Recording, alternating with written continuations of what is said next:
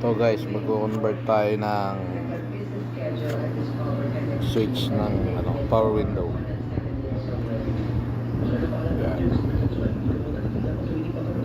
Turo ko sa'yo yung connection. Yan, ito muna gagawin nyo sa isang switch. Itong dalawa, negative to. Itong pula positive. Balit 2 yan, tsaka 4, tsaka yung 3 yung positive. Ang dalawang naiwan, yung yellow tsaka black, ay yung papunta sa motor ng power window. Pero huwag kayo magbabase sa kulay, base kayo sa number ng pin. Yan, 1 yan tsaka 5 yung pupunta sa motor. So guys, bali ganyan na magiging connection yan. Itong yellow tsaka black, 1 and 5 sa driver side na power window. Ito namang isa na ganoon din, 1 and 5 sa passenger side naman na window. Bali ganito connection yan.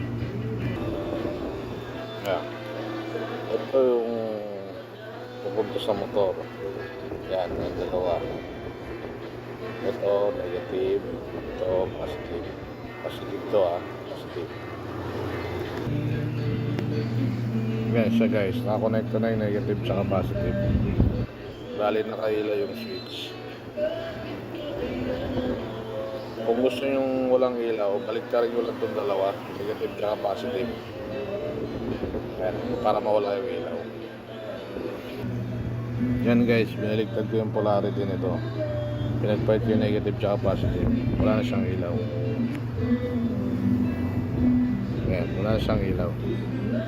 Bali itong dalawa, ito to sa driver side na power window. Ito naman dalawa, doon to sa kabila na power window sa passenger side. Ito guys, bali nakikabit ko na. Yan, dalawa yan magkatabi. Yan, una yung susi. Yan.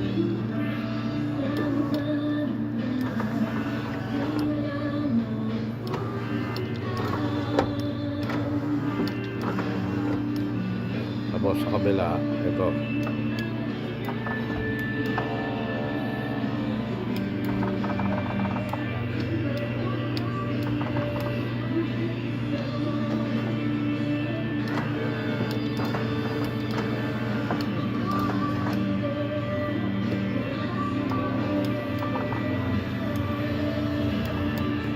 Kaya i-fix ko na lang para makita nyo. Yan, dali yan na yan. Yan na siya guys. Yan.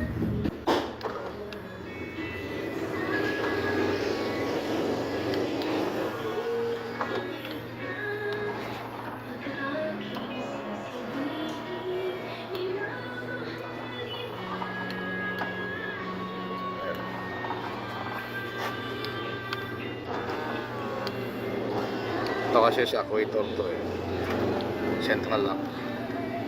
Ayan, ito sa gitna na. Ayun lang guys, may naitulong ko sa